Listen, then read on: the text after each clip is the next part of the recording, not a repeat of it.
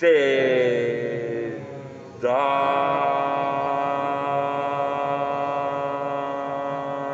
ना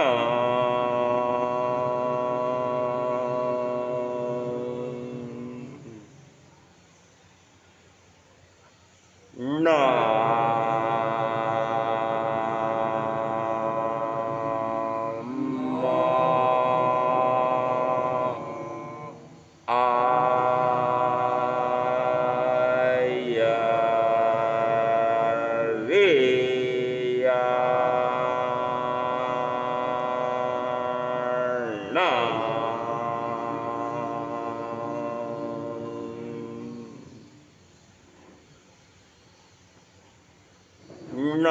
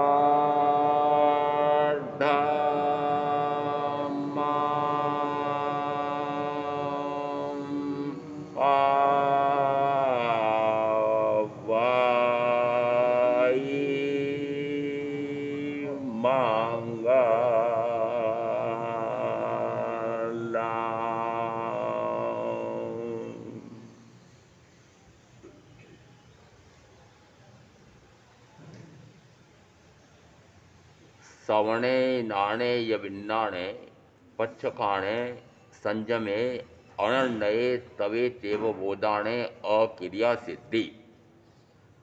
व्याख्या प्रगति के 2-5 और स्थानांक सूत्र के 3-3 में एक समान सूत्र हैं और इसमें प्रथमतः श्रवण आया है। तो श्रवण किससे कि तथारूप श्रवण महान से वह सुनता है। तो सुनने वाला तो गृहस्थ है, मुमुक्षु जीव है। मुमुक्षु जीव से किसे कहा कि जिसकी तीव्र जिज्ञासा वृत्ति जगी है कि मैं अनंत काल हो गया है, निरंतर जन्म मरण करते करते दुखी हो गया हूँ, इसलिए हे गुरु भगवंत मुझे जन्म मरण से मुक्ति का उपाय चाहिए। क्या पूछ रहे हैं आप? ये पूछ रहे हैं क्या? प्रथमतः तो आप जन्म मरण से दुखी हुए हैं क्या?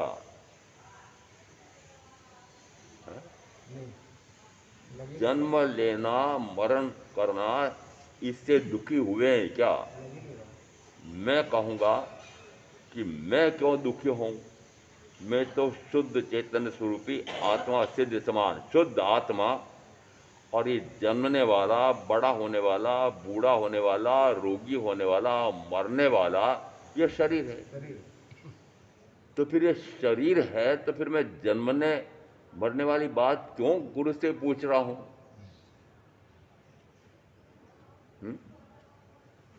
क्यों पूछ रहे?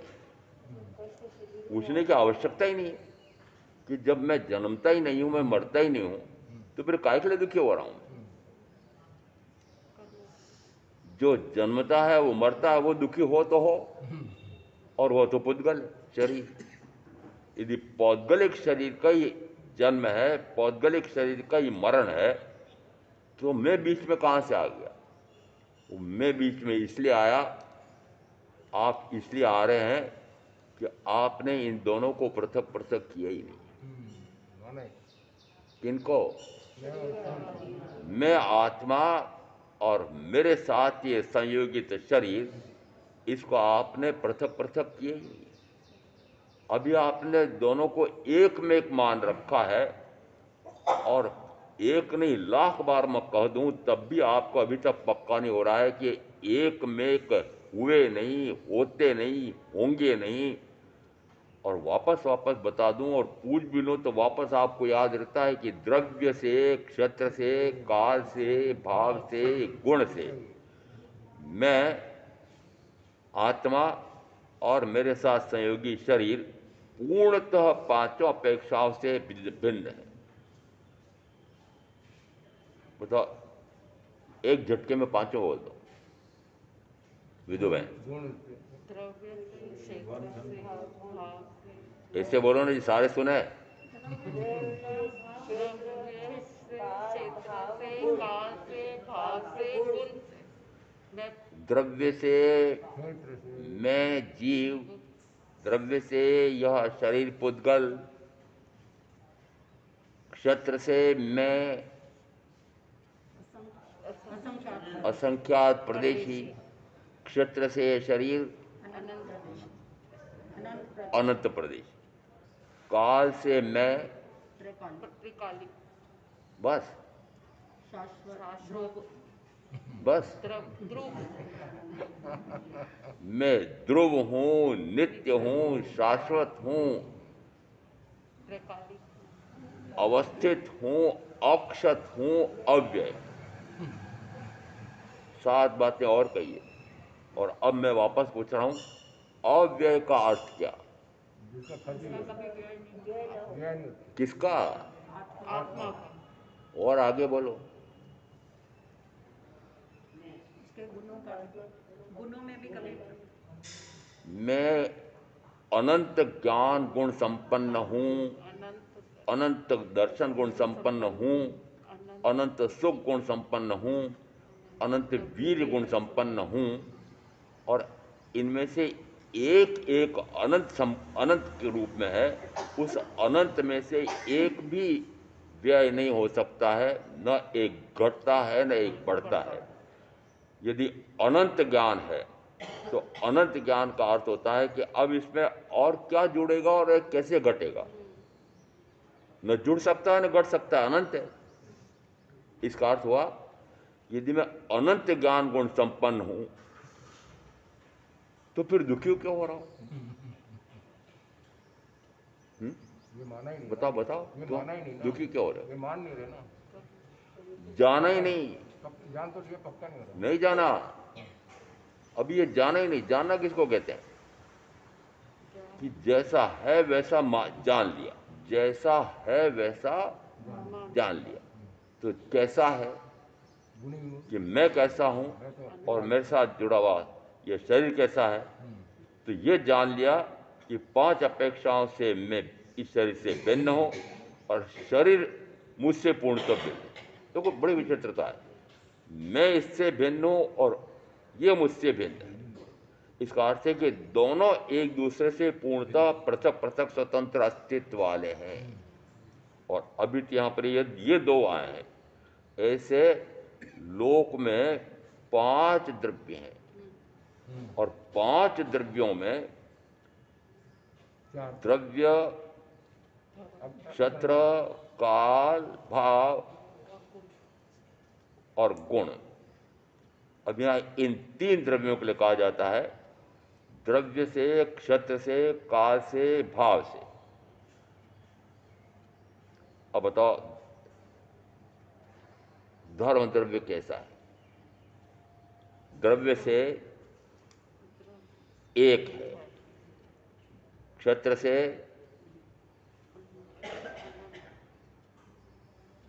हो गया, पार्टी मच गई। फिर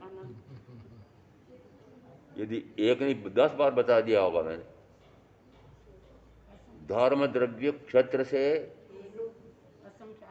असंख्यात प्रदेशी है, काल से त्रैकालिक है, भाव से गति हेतु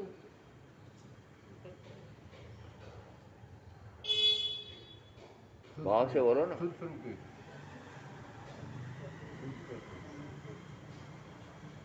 शुद्ध गति हम्म? गति भाव से कैसा है? शुद्ध शुद्ध धर्म द्रव्य भाव से कैसा है? हाँ, गुण गति नहीं, भाव से। अरे कुछ भाव तो होगा, इसका क्या भाव है? गति हेतु तो गुण है, गुण है,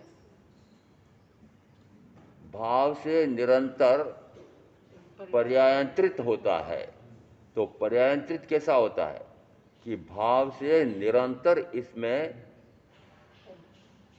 शुद्ध शुद्ध शुद्ध शुद्ध शुद्ध परिणमन ही हो रहा है, स्वभाव परिणमन ही हो रहा है। एक क्षण के लिए भी वह अपने स्वभाव से परे विभाव में जाता ही नहीं। गुण से गति हेतु तो गुण वाला हूं। अब यहां प्रथम 4 में सबको एक जैसा मानना और 5वीं अपेक्षा से ये तीनों पूर्णतः भिन्न है। चारों गति हेतुत्व, स्थिति हेतुत्व, अवगाना हेतुत्व और पुद्गल ग्रहण भाव अपेक्षा से पुद्गल, ग्रहण गुण अपेक्षा से पुद्गल, ये भाव अपेक्षा से पुद्गल अनंत वर्ण, अनंत गंध, अनंत रस, अनंत स्पर्श वाला है भाव अपेक्षा से। गुण अपेक्षा से पुद्गल ग्रहण ग्रहण ग्रहण गुण वाला है, मैं उपयोग गुण वाला हूं। तो भाव अपेक्षा से फिर इन 5 में बताओ। 5 बताए हुए, सब अपने 5 द्रव्य हैं। मेरे को छोड़ अब 5 द्रव्यों में से मात्र मुझे एक से अपने आप को पृथक हो जाऊंगा।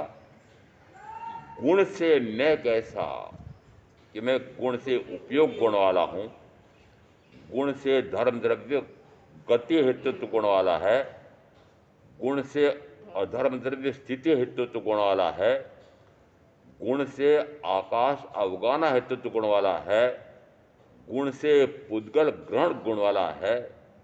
इसका अर्थ है कि गुण अपेक्षा से 5 द्रव्य एक दूसरे से पूर्णतः पृथक स्वतंत्र अस्तित्व वाले। क्या पक्का हुआ? यदि 5 द्रव्यों की अपेक्षा से भी गिनो तो कहा मैं इन 5 द्रव्यों से पूर्णतः भिन्न पृथक स्वतंत्र अस्तित्व वाला हूं। और यहां तक कह रहा हूं कि प्रत्येक द्रव्य ऐसा मानता है। प्रत्येक द्रव्य के लिए तीर्थंकर ने कहा कि प्रत्येक द्रव्य एक दूसरे से पूर्णतः पृथक स्वतंत्र अस्तित्व वाला है। सह अस्तित्व तो है परंतु एक दूसरे का एक दूसरे से पृथक स्वतंत्र अस्तित्व। सह अस्तित्व में अंतर है। सह अस्तित्व में ये 5 के 5 साथ रहते हैं। परंतु पांचों के पांचों सात साथ रहते हैं। साथ रहते हैं। सिद्ध करो।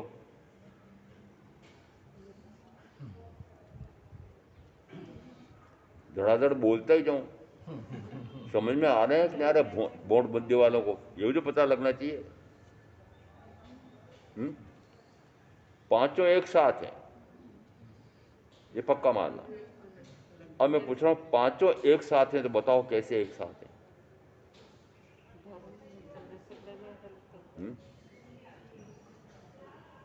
मेरे साथ चार और हैं,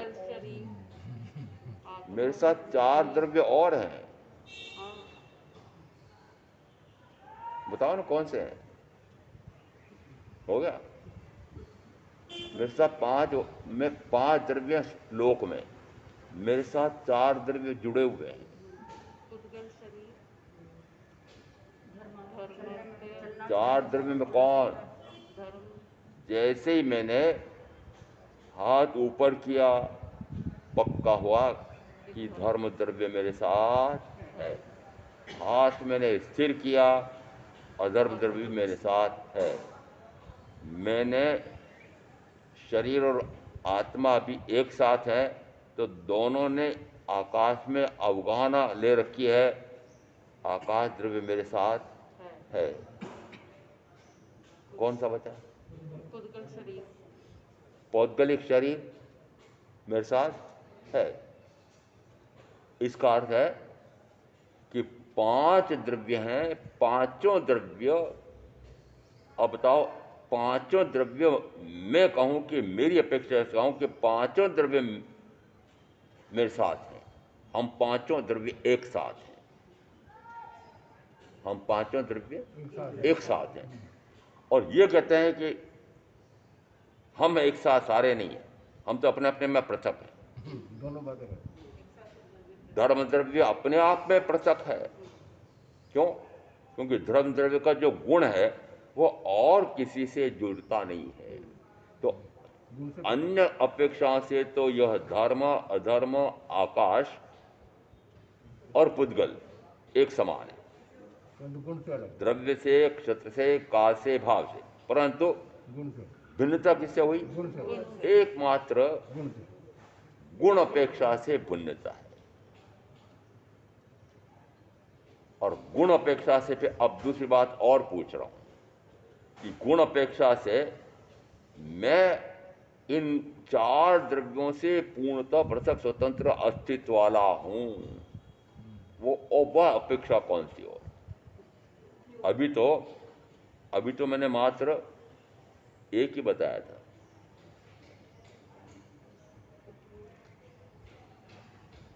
दूसरी अपेक्षा और पूछ ली, मैं उपयोग बताया मेरा कि मैं वस्तुतः जीवत्व शक्ति वाला हूं। जीवित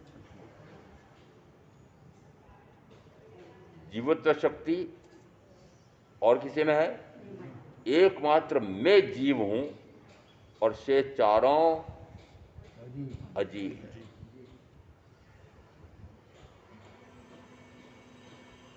और ये कब से चल रहा था? हैं? चातुर्मास प्रारंभ हुआ उस समय से ये विषय चल रहा है, और इतने दिन हो गए, इतना ही पक्का नहीं हुआ है? और ये मात्र शब्द से पक्का नहीं होना है। मैं और आगे पूछ रहा हूं कि भाव से पक्का हो गया क्या कि मैं इन सब से विलक्षण हूं, विचक्षण हूं? बताओ क्या विलक्षणता है? कि जो गुण मेरा है वह गुण इनमें से किसी का भी नहीं। कौन सा गुण? जानना कि मैं जीव द्रव्य हूं, जीवत्व गुण मेरा है।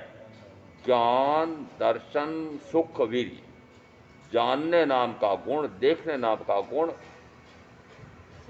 सुख नाम का गुण और वीर्य नाम का गुण, ये चार गुण बताओ और किसी द्रव्य में है? तो मुख्य अंतर तो यह है। विशेषता किसकी हुई? वेरी विशेषता किसकी हुई? वेरी और अब मैं कह रहा हूं, उदाहरण देता हूं कि जिस समय अमेरिका की अभी जो वर्तमान का उत्तरी अमेरिका है, इस उत्तरी अमेरिका की खोज ही नहीं हुई थी, कोई जानता ही नहीं था कि उत्तरी अमेरिका कहाँ है। यहाँ तक माना जाता था कि भारत भारत भर ही करते हैं, पर ये भारत है कहाँ। तो वास्को डिगामा अपना एक छोटा सा जहाज लेकर के निकला भारत की खोज में, और जिस समय उसने देखा कि पूरा जहाजी बेड़ा ने अनेक जहाज एक साथ, और बहुत एक छोटी सी नाव लेकर के आया था, और पूरा जहाजी बेड़ा, और पता लगा कि जहाजी बेड़ा भारत देश के किसी व्यापारी का है। समझ में आ रहा है भारत का गौरव? आ रहा है? कब से इसकी विशेषता मानी गई है पता है? ये आर्य क्षेत्र, आर्य देश, कितनी विशेषता है इसकी। भारत देश वस्तुतः हमने अपने पूर्व के इतिहास को पढ़ा ही नहीं।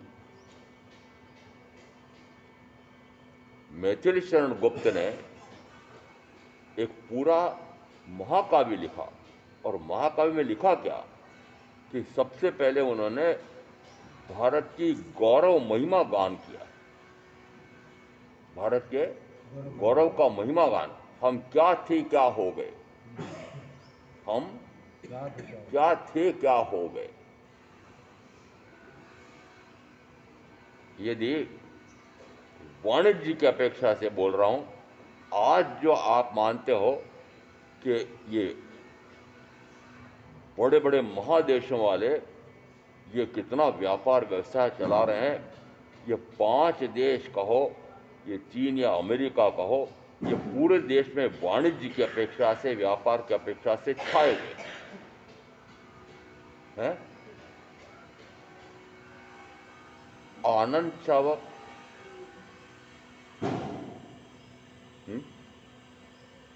कितना पुराना है? महावीर के समय का है। इसका अर्थ है कि 2500 साल पहले। और आनंद शावक का व्यापार समुद्र पार व्यापार, समुद्र पार व्यापार है। एक पूरा जहाजी बेड़ा लेकर के जाते थे, कितना सामान भर भर करके वे फिर अन्य अन्य देशों में समुद्र को लांघ करके, समुद्र को पार करके अन्य अन्य देशों में ये व्यापार व्यवसाय करते थे, और कितना कमाते थे। तो कहा जाता है कि आनंद चावक के पास उस समय 12 करोड़ सोनइये का धन था, और एक मां शतक के पास 24 करोड़ पायली का स्वर्ण मुद्रा का धन था। 24 करोड़ पायली सोना। जरा हिसाब लगाना, आजकल आज का हिसाब लगाओ। एक स्वर्ण मुद्रा डॉलर और स्वर्ण मुद्रा एक ही मानना। डॉलर यानी क्या? एक स्वर्ण मुद्रा जिसका तोल, डॉलर का तोल एक स्वर्ण मुद्रा का तोल बराबर माना। इसका अर्थ है कि भारत देश कैसा रहा है कि यहां पर सोने के सिक्के चलते थे। समझ में आ रहा है आपको? डॉलर तो लेन देन में चलता था, अब तो डॉलर छिपे पड़े हैं। किसके? अमेरिका के भी बाहर निकल रहा है, व्यापार में आ रहा है डॉलर, नहीं आ रहा है, कागज के पन्ने आ रहे। समझ आ रहा है आपको? अरे कागज के पन्ने आ रहे व्यापार में, नोट। और मेरा भारत देश कैसा था? लेन देन में वो डॉलर चल रहा, सोने का सिक्का लिया जाता था, दिया जाता था वस्तु को खरीदने के लिए और बेचने के लिए। आप में से पुराने कौन है मुझे पता है कि हमारे यहाँ इंग्लैंड में जिस समय जॉर्ज पंचम हुए थे, है किसी को पता कि जॉर्ज पंचम के चांदी के सिक्के भारतवर्ष में चलते थे? वजन कितना? 1 तोले का। 1 तोले का चांदी का सिक्का लेन देन में चलता है। आज क्या चलता है? नो समझ में आ रहा है? और फिर इस प्रकार के ये सोने के सिक्के माँ शतक नाम के व्यापारी कृषक, दोनों कह रहा हूं, व्यापार और कृषि दोनों होते थे। वो व्यापारी कृषक, उसके पास 24 करोड़ स्वर्ण मुद्रा। कितने? 24 करोड़ स्वर्ण मुद्रा। आज कौन से देश के कौन से व्यापारी के पास है? बताओ जरा। आपके जो बेटे बेटी जिन जिन विदेशी कंपनियों में नौकरियां कर रहे हैं, उन कंपनियों में से किसी को पूछो कि इतना पैसा माँ शतक के पास जैसा पैसा था वैसा है उनके पास? तो कितनी समृद्धि थी। और अब मैं पूछ रहा हूं कि वो समृद्धि किससे थी?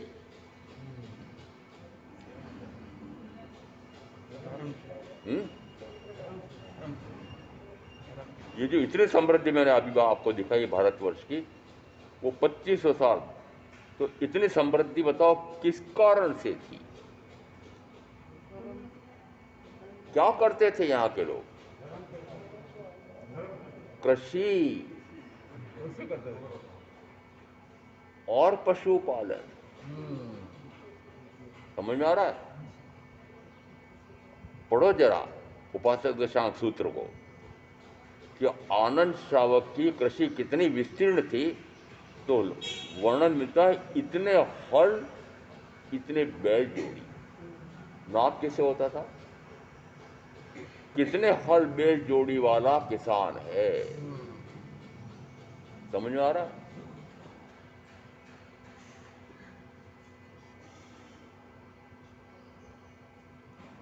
गायें कितनी थी? 40 क्या हजार? 40 लाख गायें। और बढ़ते बढ़ते आगे 1 करोड़ गायें। बताओ क्या काम करते थे ये करोड़ों रुपए कमाने वाले? किससे हुए? पशुपालन कि मात्र कृषि और पशुपालन। हम भी यही करना शुरू करें। समझ में आ रहा है? और मैंने जिस समय भूगोल पढ़ा था, इतिहास पढ़ा था, उस समय आया था कि भारत कृषि प्रधान देश है, 95% कृषि पर आधारित है।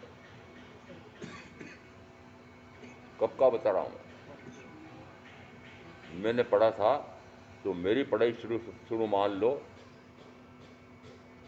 1942 भारत छोड़ो आंदोलन के समय। कितनी समृद्धि। और इसीलिए हम क्या थे क्या हो गए? क्या हो गए? कंगाल। वो कंगाल क्यों हो गए? कौन कौन लूटने आए थे? मोहम्मद गजनवी लूटने आया था। कितना लूट के ले गया था पता आपको? सोमनाथ का मंदिर कहा जाता है, उस मूर्ति में अब क्या किया होगा, किन कारीगरों ने क्या मूर्ति कला के क्या विशेषता रही होगी कि उस मूर्ति में, भव्य मूर्ति बड़ी, और उस मूर्ति में हीरे पन्ने माणक मोती आदि ठसाठस भरे पड़े थे। किसमें भरे पड़े थे? मूर्ति में। और मोहम्मद गजनवी को पता था, पता लग गया उसको, रहस्य निकाल लिया उसने, मीडिया भेज कर किया। और सबसे पहले जब आक्रमण किया, तो आक्रमण करने में सबसे पहले उसने सोमनाथ मंदिर पर आक्रमण किया है। और सबसे पहले तोड़ा क्या? उस मूर्ति का भंजन किया है। ये मुगल क्या माने जाते हैं? मूर्ति भंजक। मूर्ति भंजक। ये मूर्ति के पूरे विरोध में है। इनकी वहां देखो मस्जिद में मूर्ति होती है, मूर्ति नहीं होती है। इसका अर्थ है कि मूर्ति को शत्रु मानते हैं, मूर्ति भंजक। और जितने हमारे यहाँ पर मुगल आक्रामक आए हैं, मूर्ति तोड़ो, मंदिर तोड़ो, बताओ कितने मंदिर, कितने मूर्तियाँ। तो सोमनाथ मंदिर, और सोमनाथ मंदिर को इतना विशिष्ट था उस समय भी कि उस सोमनाथ मंदिर को तहस नहस कर दिया और मूर्ति को तोड़ करके करोड़ों अरबों खरबों का धन लूट करके लेके चला गया। फिर कितने लुटेरे और आए, सिकंदर महान आया, कितने इस प्रकार के लुटेरे आए, और इतने लूट करने के बाद में भी भारत की समृद्धता में कमी नहीं आई। क्यों? क्योंकि निरंतर व्यापार चल रहा था, निरंतर पशुपालन चल रहा था, और व्यापार और कृषि पशुपालन के माध्यम से ये भारत देश पूरे विश्व में सोने की चिड़िया पाई जाती थी, और घी दूध की नदियां बहती थी। यमुना में क्या बहता है?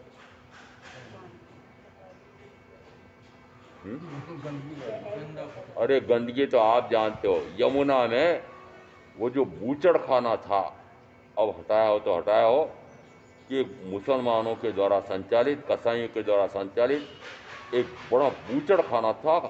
उसमें हजारों गायें, हजारों हजारों गायें। क्यों? ये गायें क्यों? गायें क्यों? गोमांस बहुत स्वादिष्ट होता है, और गाय को ये मुसलमान शत्रु मान, वो गाय को शत्रु क्यों मान दिया?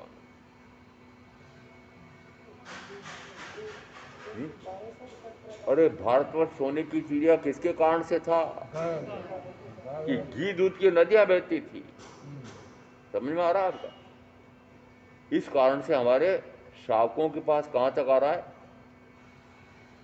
1 करोड़ वर्णन कहां तक आ रहा है? 1 करोड़ गाय। इसका अर्थ है कि 1 करोड़ गाय होगी। उस समय एक चीनी यात्री आया था, उसने यहाँ का वर्णन किया कि यदि मुझे घूमते घूमते, पैदल घूमते थे, घूमते घूमते मुझे प्यास लगी है, किसी भी घर के सामने में खड़ा हो जाता था, पानी मांगता था,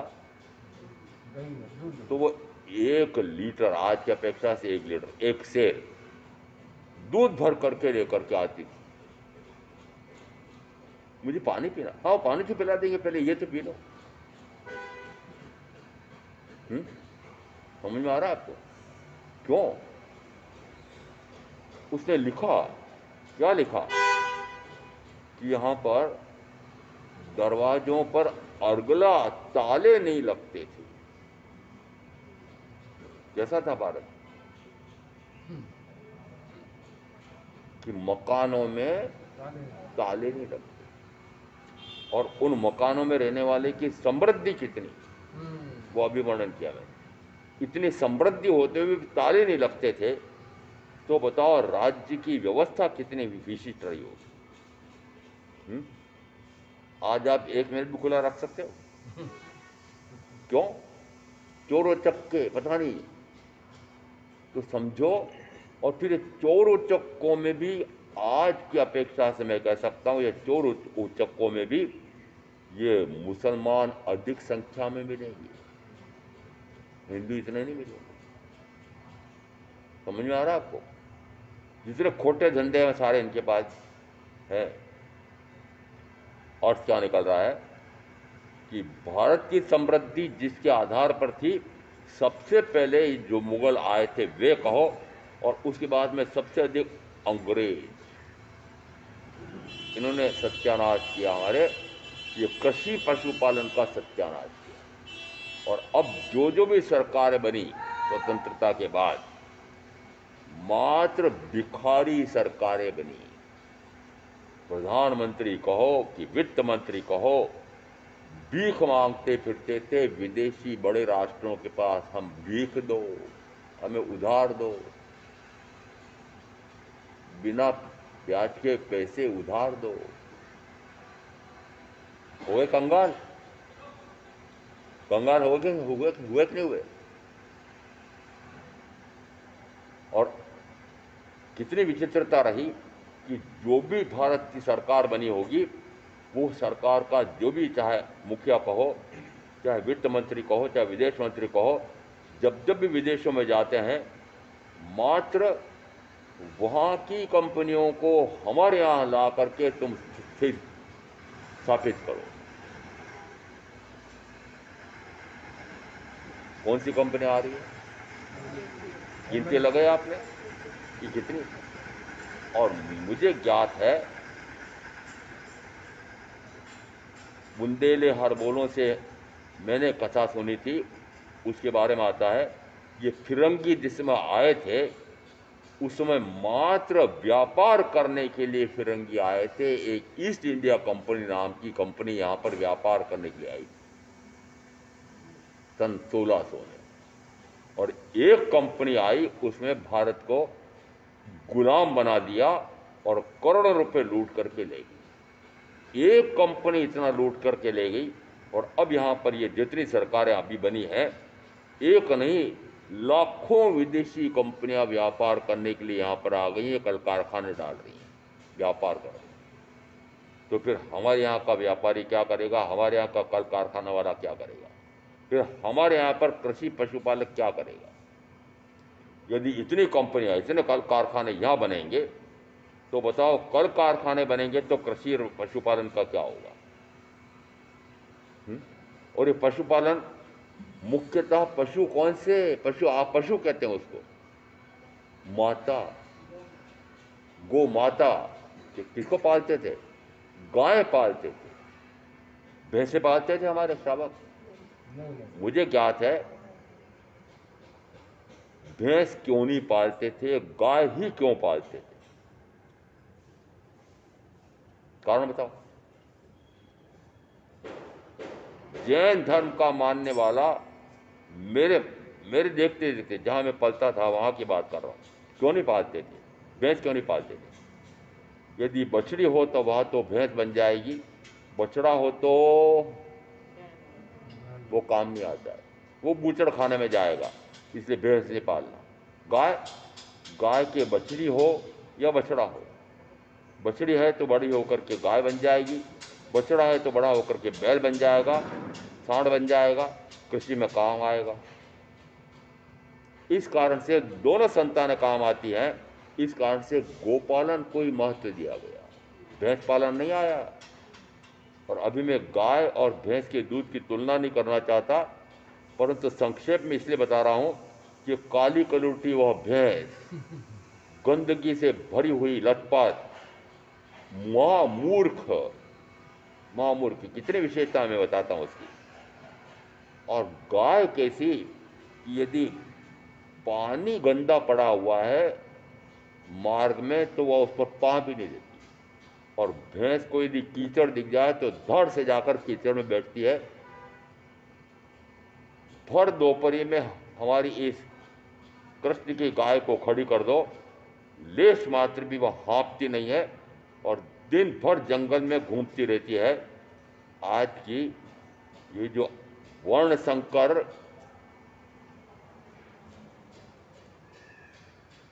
इनको नाम में सूर गाय देता हूं, वो सूर गाय जेठ महीने की भर दोपहर में जंगल में चर सकती है? हाँफती है। सुअर, आदि सुअर है ना, आपको पता है? ये जो अभी नई नई नई गाय चली है ना, जिस समय सरकार ने कहा भाई वैज्ञानिकों को कि दूध अधिक चाहिए, बहुत संख्या बढ़ गई है, सबको दूध मिलना चाहिए, अधिक से अधिक मिलना चाहिए, तो दूध अधिक मिलना चाहिए, तो फिर वैज्ञानिकों ने सोचा कि अधिक दूध कौन देता है? तो उन्होंने कहा कि 12 बच्चे होते हैं और हर साल बच्चे जन्मती है, 20 साल की उम्र मानी जाती है हमारे यहाँ, और वो सारे बच्चों का पेट भर देती, इतना दूध ये सूअर देती है। तो उन्होंने क्या किया, सूअर सांड के जीन्स लिए और देशी सांड के जीन्स लिए, और दोनों के जीन मिला करके और नई गाय खड़ी की, उसको मैं नाम देता हूँ सूअर गाय। इसका दूध पी रहे हो, पिला रहे हो अपने बच्चों को, पता है? सूअर का। वो सूअर विष्टा खाता है, दिन भर हाँफता रहता है और आलसी पड़ा रहता है। किसका दूध पिला रहे हो? पता है आपको किसका दूध पिला रहे हो? पता ही नहीं है। क्या खिला रहे हो आपका पता है? जिस समय हमारे यहाँ पर जो कृषि होती थी, मैं अभी मात्र मेरे समय के 80 साल पहले की कृषि बता रहा हूँ, कि उस कृषि में गायों का, बैलों का जो गोबर और गोमूत्र, उसका खाद बनता था और उसकी रोटियां बनती रहती थी, और उनका खाद खेतों में डाला जाता था। बैलों से हकाई होती थी, हलों से जोता जाता था। इसका अर्थ है कि उस समय जो भी पैदावार होती थी वो कितनी निरोगी होती थी, पौष्टिक होती थी। आज ये इतना कैंसर जैसी बीमारियां आ रही है, उसका कारण क्या है? कारण क्या है? कि सारी कृषि व्यवस्था बिगाड़ दी हमने। अर्थ क्या निकल रहा है कि हमने कितना बिगाड़ा किया है कि जो हमारे यहाँ की जितनी विशेषताएं थी वो सारी विशेषताएं गायब हो गई, सारी विशेषताएं गायब। और सबसे अधिक हानि हुई है तो मात्र महावीर के धर्म दर्शन की हानि हुई है। ये क्यों आपको समझ में नहीं आता है? यदि मैं गौण तत्व नहीं है, सामान्य बात है कि 5 द्रव्य हैं, और 5 द्रव्यों में यदि 4 द्रव्य निरंतर स्वभाव में रहते हैं, एक समय के लिए भी विवाह में जाते नहीं। धर्म द्रव्य निरंतर जीव और पुद्गल को गमन करने में साहेबूत, अधर्म द्रव्य स्थिर होने में साहेबूत, आकाश द्रव्य अवगान में साहेबूत, पुद्गल द्रव्य निरंतर पूर्ण गलन, वर्ण में, गंध में, रस में, स्पर्श में निरंतर परिवर्तन, निरंतर सड़न, निरंतर गलन, और फिर मिलना बिछुड़ना। तो पुद्गल द्रव्य भी निरंतर अपने स्वभाव में रहता है। और अब वापस पूछ लेता हूं कि अनादि से संसार, चतुर्विध संसार चल रहा है और अनंत काल तक चतुर्विध संसार चलेगा, उसमें कारण कौन है? इन 5 द्रव्यों में से मैं पूछ रहा हूं, इनमें से कौन सा द्रव्य कारण है? जी जी मात्र मैं। कौन? मात्र मैं, जीव। क्यों?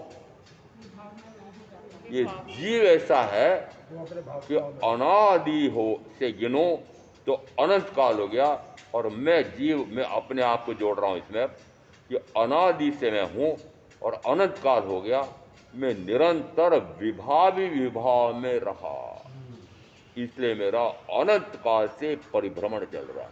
विभाव क्या है?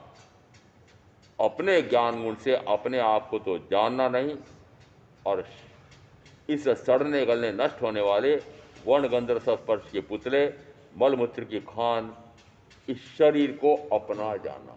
मलमूत्र की खान, ये याद रखना, मलमूत्र की खान, इसको अपना जाना, और परम शुद्ध आत्मा को जाना ही नहीं। और इस कारण से अनंत काल तक चतुर्गति का परिभ्रमण हुआ है। तो अब ये चतुर्गति का परिभ्रमण कैसे मिटे? सारे आगमों का, सारे प्रवचनों का सार एक पंक्ति में, कि जीव जिस समय स्वभाव में आ जाएगा उस समय वह अपने चतुर्विध संसार का संभार कर देगा।